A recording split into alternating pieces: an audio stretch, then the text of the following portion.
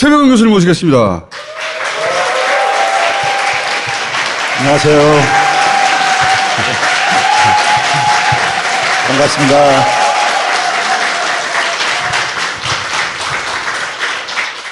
스마트하게 입고 나오셨네. 안경 딱 끼고 교수님 같아요. 그동안 뭐 같았었는데. 자, 우선 김진태 사태라고 이제 계속 말씀하시는데 지난주에 나오셨을 때 이거 흑자도산, 고위부도 탐욕 때문에 그런 거 아닌가 이런 의혹을 제기하셨잖아요. 왜냐하면 관리회사가 흑자야. 흑자인데 갑자기 빚을 안 갚겠다고 한 거예요. 공직자의 기본적인 업무는 국민의 생명과 재산을 보호하는 거잖아요. 근데 12구 참사에서 봤듯이 국민의 생명이 길거리에 내동댕이 쳐졌고, 그다음에 지금 국민의 재산이 심각하게 위협받고 있습니다. 소위 신용위기라는 바이러스가 굉장히 빠르게 확산되고 있어요. 출발점이 김진태 사태인데, 제가 지난번에 출연했을 때 무능과 탐욕의 이 결과물이다 이런 표현을 했었어요. 그때 잉여금이 248억이나 있는데 이자를 갚으면서 계속 사업을 이어갈 수 있는데 왜 기업 회생을 추진했을까? 멀쩡한 회사를 왜 팔아버리려고 하지? 그렇게 의문을 가지셨고 이거는 탐욕 때문이다고 말씀하셨는데 새로 밝혀진 내용은 이걸 사갈 회사 연합자산공사라는 이 회사 대표가 도이치모터스 고문이었다는 거야. 갑자기 도이치모터스 장모 그리고 부인 김건희 씨 주가 조작 어머나 이거 아닙니까? 9월 28일 날 김진태 지사가 갑자기 중도개발공사 이거를 기업 회생절차에 넘기겠다. 일반 사람들이 많이 듣는 용어로는 법정관리를 의미합니다. 법원에 갈 정도면 기업이 부실하다는 거 아닙니까요? 문제는 이게 지난주에 얘기했듯이 부실한 기업이 아니라는 얘기예요. 부실 기업의 자산들을 정리하는 대표적인 기업이 공공 부분에서는 캠코라는 게 있습니다. 민간 부분에서는 유암코라는 게 있습니다. 우암코. 여기에 이제 그러니까 9월 달에 이상돈 씨라는 분이 갑자기 대표로 이제 취임을 해요. 이 자리는 정부에서 내리꽂는 자리예요. 근데 도이치모터스의 고문이었다는 거야, 이 양반이. 어머나. 연합자산관리공사 유암코가 주로 하는 게 뭐냐면은 법정관리에 들어온 기업들에 대해서 자기가 인수를 하는 거예요. 인수한 다음에 구조조정해가지고 매각을 해가지고 돈을 남기는. 근데 이거 흑자 기업을 인수해가지고 팔면 돈 남죠.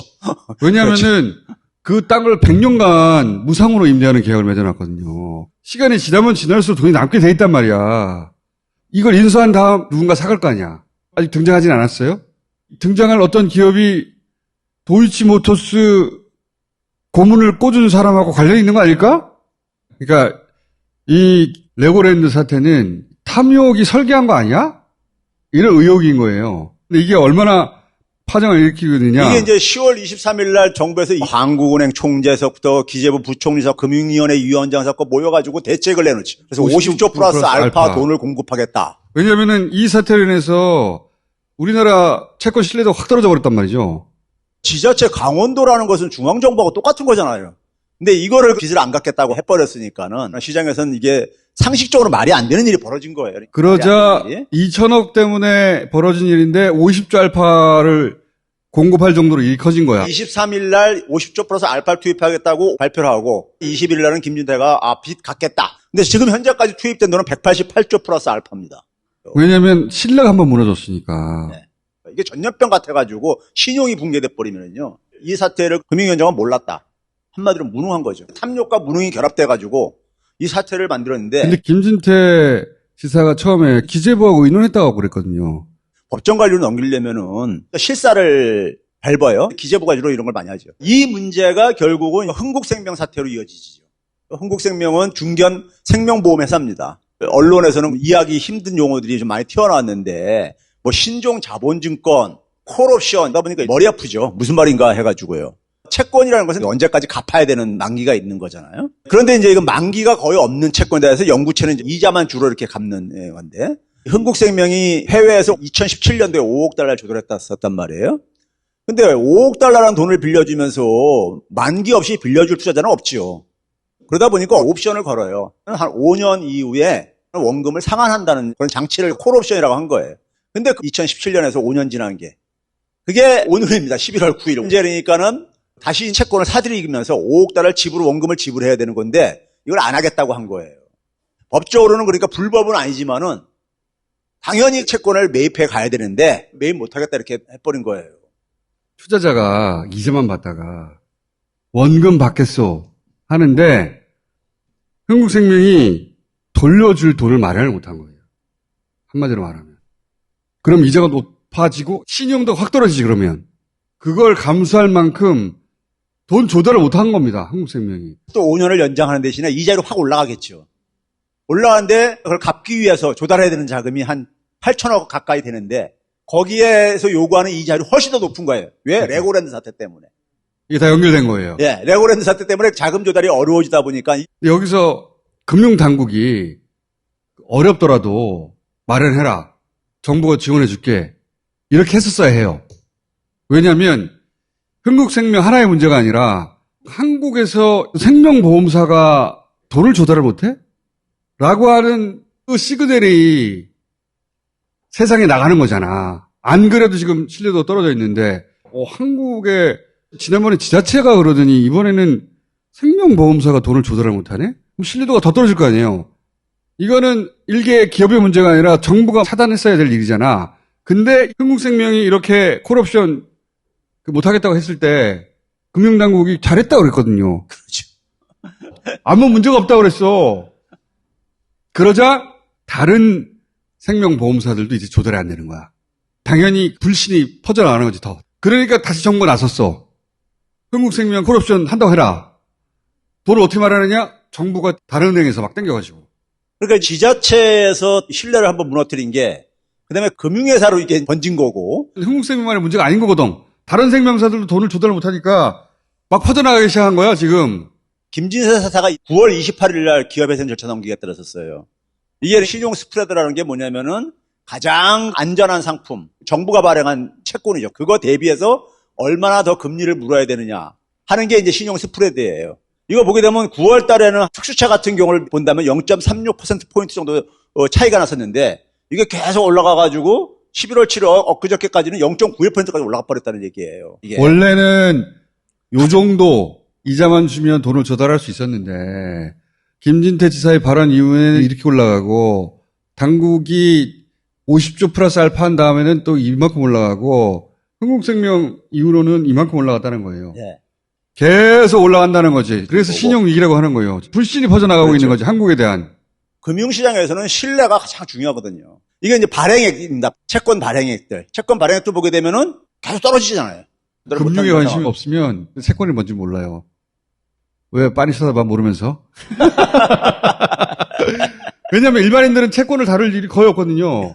이거는 회사가 돈 빌리는 수단이에요. 나 돈 이만큼 빌려줘. 그럼 이자 줄게. 그리고 5년 있다가 갚게. 그게 채권이에요. 이 기간이 망할 리가 없다 할수록 이자가 낮을 거 아니야. 근데 이게 이자가 높다는 것은 불안한데? 이렇다는 얘기잖아요. 한국 채권 시장의 금리가 계속 올라간다는 거예요. 모든 채권의 종류가. 그러다 보니까 발행을 못하는 거예요. 채권이 안 팔린다는 건 돈을 조달을 못하는 거야. 돈을 조달을 못하면 사업을 못하는 거잖아. 한전 같은 건 조 단위로 돈을 빌려온단 말이에요. 왜? 망할 리가 없잖아. 전기는 전 국민이 계속 쓰잖아. 한전도 조달이 실패했어. 문제는 정부 대책이 나오고 난 이후에도 계속 조달이 안 되고 있다는 거. 바이러스가 한번 퍼지면은 우리가 코로나 바이러스 한번 겪어봤듯이 잡기가 힘들거든요, 이게요. 이만큼씩 조달했어야 돈들이 안 조달되고 있다는 거예요. 그래서 흥국생명 사태 터졌을 때 블룸버그에서 크레딧 크라이시스라는 표현을 씁니다. 신용위기라는 말이죠. 신용위기는 말 그대로 믿지 못해가지고 자금이 아예 안 도는 거죠. 믿지 못하는 거예요. 두 번째 주 보게 되면 레고랜드 사태에서부터 비롯되고 있다는 얘기를 하고 있잖아요. 여기 있잖아요. 네. 레고랜드 코리아. 네. 여기가 출발인 거거든. 네. 전 세계 다 알아. 그래서 유동성 위기, 현금이 좀 부족하다 이게 아니고 신뢰 위기, 크레딧 크라이시스가 왔다고 생각하는 거야. 국제 이 금융가에서 바라보기에는. 여기서도 그 기사들을 쓰잖아요. 스파킹 브로더 컨테이전. 전염이 되고 있다. 금융은 굉장히 전염성이 강합니다. 자, 넘겨보세요. 자, 이게 흥국생명이 5년에 한 번씩 갚게 돼 있는 거예요. 이거를 갚으려면 5억 달러를 자금을 조달해야 될 게 아닙니까? 우리나라 돈으로 한 8천억 가까운 돈이란 말이에요. 그 돈을 조달하려면 이자가 굉장히 많이 발생할 게 아닙니까? 그게 많이 들어가서 못한 거예요. 이거에 대해서 금융감독원 원장이 이복현 씨라고 특수부검사 출신 검사가 가 있죠. 이 사람은 조기 상환에 대한 스케줄을 알고 있었다. 이걸 잘했다고 처음에 한 거야. 그러니까 이게 무능하다는 거지. 야, 이거 사태가 너무 자기들이 감당할 수 없는 상황으로 이게 번지고 얹어 있으니까. 그래서 그 한 게 뭐냐면 4개 시중은행 불러다가 니네들이 돈 좀 지원해 줘야겠다. 흥국생명이 돈이 없다는데 4천억 원을 그 다음에 대형 보험회사들이 한 1,000억 원 정도 니네들도 좀 출처 좀 내놔라. 그 다음에 흥국생명의 대주주가 태강그룹이거든요. 태강그룹에서 돈을 마련해가지고 이걸 상환을 한 거예요. 그러니까 이 상환 방법이 있었던 거야. 처음부터 있었는데 안 한 거야. 우리 금융당국의 대가리가 이거를 안 갚으면은 시장에 어떤 시그널을 주는지 이해를 못하는 거예요. 그래서 제가 무능을 제가 얘기하는 겁니다. 일을 터뜨려 놓고 나서 돌아가는 거 보니까 뜨거 해가지고 그때서야 지금 이제 사태 수습하고 앉아 있는 거예요. 자, 근데 문제는 뭐냐면요. 이제 흥국생명 사태가 딱 터진 게 10월 31일 날 해외 시장에서 흥국생명의 100달러짜리 채권이 99.667달러였었는데 이게 갑자기 쫙 이제 폭락하기 시작해요. 71.5달러까지 폭락을 한 거예요. 한 30%가 날아간 거잖아요. 근데 대책을 내놓고 나도 얼마 안 올라가죠.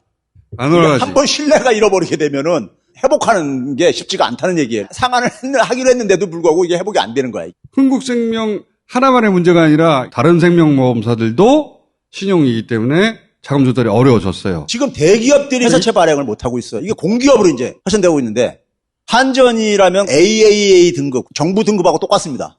근데 10월 달에 17일부터 26일 열흘 사이에 4번이나 1조 2천억 원 정도를 자금을 모으기 위해서 발행을 했는데 여기에 5,900억 원 정도만 겨우 모았어요. 오늘 보니까는 한전이 배전하는 사업들한테 공사 비용을 지불해야 될 게 아니에요. 이걸 지금 한 2천억 원 정도 지불을 못하고 있어요.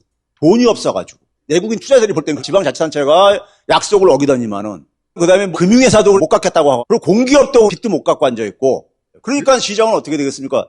못 믿는 거죠. 그래서 그러니까 채권 가격이 계속 올라가고 조달 못하는 회사들이 이제 망한다는 소리가 나오는 것이고 이게 지금 시작이란 말이에요. 내년 초에는 만기 돌아오는 것들이 많단 말이에요. 벌써 대기업들조차도 자금 조달이 안 되고 있어요. 그러니까 롯데건설에 돈 투입하기 위해서 박박 그룹에 있는 돈을 한 3천억 원을 긁어 모았다는 거예요. 롯데건설이 둔촌 주공아파트 거기 참여하고 있잖아요. 지금 대기업들이 비상금으로 갖고 있는 저 현금들 동원을 하는데 언제까지 이걸로 버틸 수 있냐 이거예요. 정부의 무능으로 인해 가지고 신용위기라는 바이러스가 계속 퍼지고 앉아 있는 거예요. 사람들은 탐욕만 머릿속에 남아 있고. 본질이 신뢰 위기라는 거잖아요. 저는 최근에 무슨 생각이 나냐면 조지 소로스라고 그 사람이 운영하던 퀀텀 펀드라고 있었어요.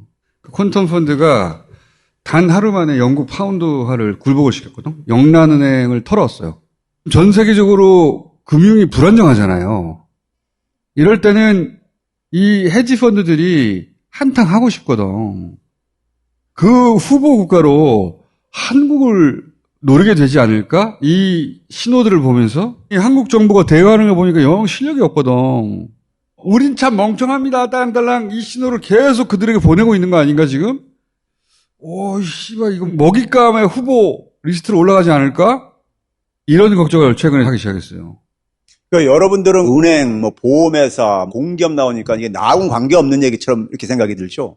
아닙니다. 은행 대출 이용하시는 분들, 은행 돈 빌리기도 힘들고, 이자도 엄청 그리고 이자도 엄청 올라가고요. 기업들이 물건값에 전가할 수밖에 없는 거고요. 금융당국이 50조 플러스 알파를 내놓을 때도 제가 그랬어요. 튀어나온 두더지인데 그걸 하나 친다고 해서 해결되냐고요. 근본적인 대책이 없어. 근본적인 대책이 없는 거죠. 이게 윤석열 정부의 특징이잖아. 무슨 사고 나면 뽀로록 달려가서 땜빵하고 눈앞에 것만 어떻게 덮고 넘어가려고 하니까. 그러니까 이 정부가 무능하다는 걸 아니까는 못 믿는 거죠. 신용위기가 그래 무서운 게 불신하기 시작하면은 돈 거래가 끊겨져요. 이 얘기를 지금 해야 되거든요. 우리 언론들이. 근본 대책을 내놓으라고 그렇게 해야 되는데. 사전에 대처하라고 계속 요구해야 되거든, 언론이. 그러니까 안 하고 있어, 지금. 너무 멍청해 하는 게. 아유, 씨발, 진짜. 안 멍청한 분야가 없는데, 이런 거는 전 국민한테 피해를 준단 말이야. 교수님? 그러니까 정부가 없다는 말이 딱 적합한 말이에요. 예. 정부가 없어. 예, 정부가 없는 상태죠. 교수님? 정부 없을 바에는 정부 바꿔야죠, 뭐. 예.